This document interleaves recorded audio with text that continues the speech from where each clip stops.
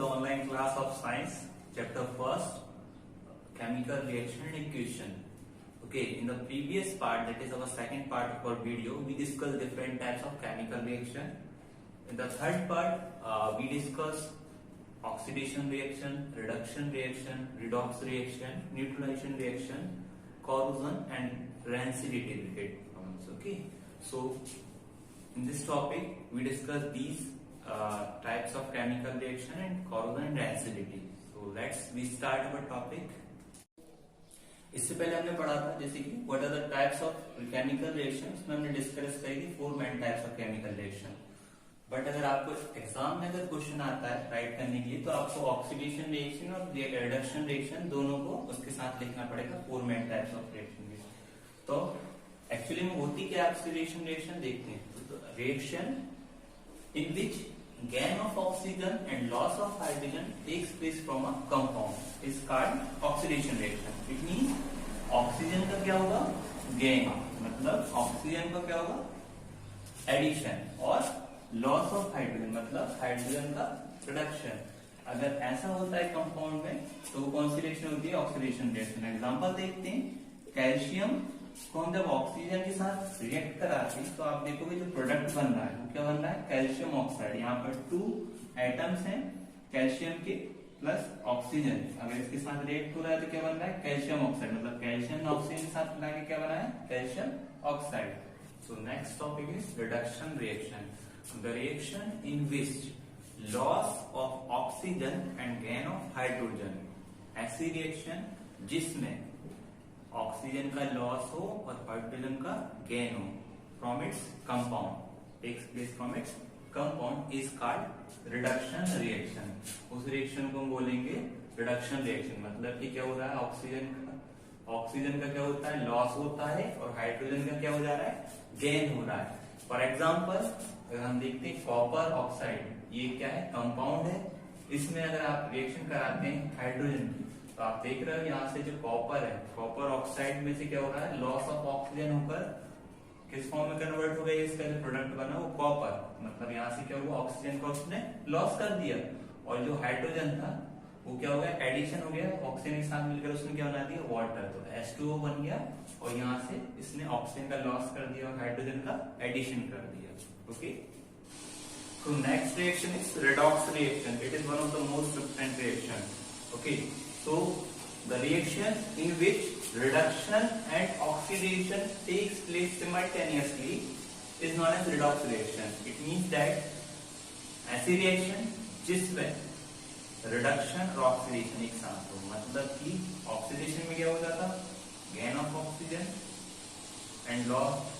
अगर ऑक्सीजन का गेन हो रहा है तो क्या होती थी ऑक्सीडेशन, हाइड्रोजन का लॉस होता था ऑक्सीडेशन में. रिडक्शन में क्या होता था ऑक्सीजन का लॉस होता है और हाइड्रोजन का गेन होता है. तो इस बार क्या होगा रिडॉक्स रिएक्शन में दोनों रिएक्शन एक साथ होंगी, मतलब oxidation and reduction both are taking place at the same time. That is known as reduction reaction. Example देखते हैं. Copper oxide plus hydrogen gives copper plus hydrogen, sorry copper plus water. आप देखोगे यहाँ से कॉपर ऑक्साइड में oxygen को remove करा तो that is known as loss of oxygen, known as reduction. And यहाँ से आप देखोगे जो हाइड्रोजन है हाइड्रोजन ने ऑक्सीजन को मिक्स करके इट मींस क्या हाइड्रोजन क्या गेन कर लिया ऑक्सीजन. तो ऑक्सीजन का गेन हो रहा है और ऑक्सीजन का लॉस भी हो रहा है. तो रिडक्शन में क्या होता है लॉस होता है और ऑक्सीडेशन में क्या होता है गेन होता है ऑक्सीजन का. तो both are taking place at the same time, so it will be a redox reaction. Okay, so we discuss oxidizing agent and reducing agent. Okay, so ऐसे सब्सटेंस जो कि गेन ऑफ इलेक्ट्रॉन्स करते हैं उनको हम बोलते हैं ऑक्सीडाइजिंग एजेंट. मतलब कि ऑक्सीजन का गेन होना उसको हम बोलते हैं क्या सॉरी इलेक्ट्रॉन्स को जो गेन करते हैं उनको बोलते हैं oxidising agent. For example potassium permanganate and oxygen, ये इसके एग्जांपल होते हैं. एक रिड्यूसिंग एजेंट और एग्जांपल देखते हैं. तो substance reduce electron are called reducing. और ऐसे सब्सटेंस जो कि रिड्यूस करते हैं इलेक्ट्रॉन, मतलब अपने में से रिड्यूस कर देते हो इलेक्ट्रॉन्स, तो उसको बोलते हैं क्या reducing agent. Example hydrogen, carbon, stannous chloride. Okay, तो आपने देखा होगा यहाँ पर एग्जांपल देखते हैं. Sodium, okay, sodium and chlorine, let's we take the example. आपने देखा होगा Na के ऊपर प्लस का चार्ज होता है, क्लोरीन के ऊपर माइनस का। वाई? आपने देखा होगा सोडियम का जो एटॉमिक नंबर होता है वो क्या होता है 11, क्लोरीन का क्या होता है 17। अब क्लोरीन क्या करता है, सोडियम के पास आपने जो सेल देखा होगा कि 2, 8, 18 ऐसा चलता है इसका इलेक्ट्रॉनिक कॉन्फ़िगरेशन, ठीक है, डिस्ट्रीब्यूशन जो होता है। तो यहाँ पर 2, 8 और 1 है, और यहाँ पर कितना है 2, 8 एंड देन 7। तो सोडियम क्या करेगा, अपना एक इलेक्ट्रॉन को वहां से लॉस कर देगा। तो यहाँ पर कितने जाते हैं 10 हो जाएंगे, और यहाँ पर कितने जाते हैं 18। तो ये इसका ऑक्टेट कंप्लीट कर लेगा। इसके कारण जो सोडियम होता है उसके ऊपर किसका चार्ज आता है प्लस का, ठीक है, और क्लोरीन के ऊपर क्या जाता है माइनस, क्योंकि क्लोरीन ने क्या करा इलेक्ट्रॉन का गेन किया, इसके कारण उसके ऊपर कौन सा चार्ज आया नेगेटिव चार्ज। और सोडियम ने क्या करा इलेक्ट्रॉन का लॉस किया था, मतलब उसके पास एक्स्ट्रा था, तो उसने क्या कर दिया क्लोरीन को दे दिया, इसलिए उसके ऊपर कौन सा चार्ज आ गया positive charge. That's the reason. तो सेम प्रोसेस यहाँ पर होती है। ऐसे सब्सटेंस जो गेन इलेक्ट्रॉन का करते हैं हम बोलते हैं ऑक्सीडाइजिंग एजेंट, और ऐसे सब्सटेंस जो इलेक्ट्रॉन का लॉस करते हैं हम बोलते हैं reducing agent. Okay, so next is neutralization reaction. This is the last reaction related question. Okay. ऐसी प्रोसेस जिसमें एसिड और बेस का रिएक्शन हो, और जब एसिड और बेस रिएक्ट करते हो, the process in which acid and base react, acid react with the base to form salt. जब एसिड बेस से रिएक्ट करता है तो क्या बनाता है सॉल्ट का फॉर्मेशन करता है, उस प्रोसेस को हम बोलते हैं न्यूट्रलाइजेशन रिएक्शन। ओके, एग्जांपल देखते हैं।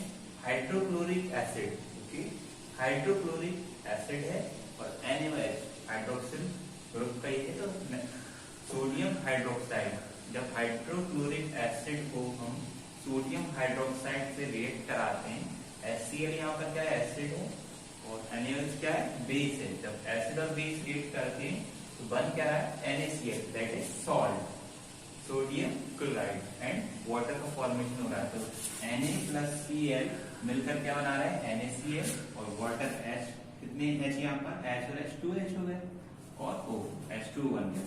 तो here HCl is acid plus base gets salt, okay, plus water. Okay. So most important answer is what is corrosion, what are the effects of corrosion and its preventive measure. This question is arising many times in the exam. Okay.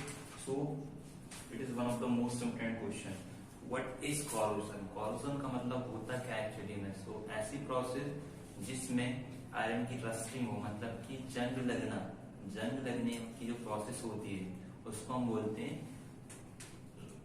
Corrosion. Okay, rusting और rusting मतलब क्या होता है, rusting मतलब जंग, और corrosion की जो जंग लगने की जो प्रोसेस होती है उसको हम बोलते हैं कॉरोजन।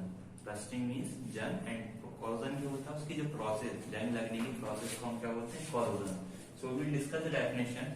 व्हेन अ मेटल मतलब धातु, when a metal is attacked by substances around it such as moisture, acid, oxygen, it is said to corrode and this process is called corrosion. ठीक है, तो जब कभी भी मेटल को आप ओपन एयर में रख देंगे तो उससे क्या होगा, मेटल या अदर ऐसे सब्सटेंसेस तो क्या होंगे कि वो उनके ऊपर मॉइस्चर, एयर, एसिड्स का अटैक हो जाता है, मतलब कि वो उनके कांटेक्ट में जाते हैं। जब मेटेलिक सब्सटेंस एयर के कांटेक्ट में आएगा, एसिड्स के कांटेक्ट में आएगा, मॉइस्चर के कांटेक्ट में जब आता है तो उसमें जंग लगना चालू हो जाती है, उसी प्रोसेस को हम बोलते हैं कॉरोजन। इसके एग्जांपल अगर आप देखोगे, रस्टिंग ऑफ आयरन, मतलब कि आयरन के ऊपर जंग लगना, black coating on silver, silver को भी अगर हम खुला रख देते हैं, ओपन रख देते हैं, तो उसके ऊपर भी ब्लैक कलर आना चालू हो जाता है।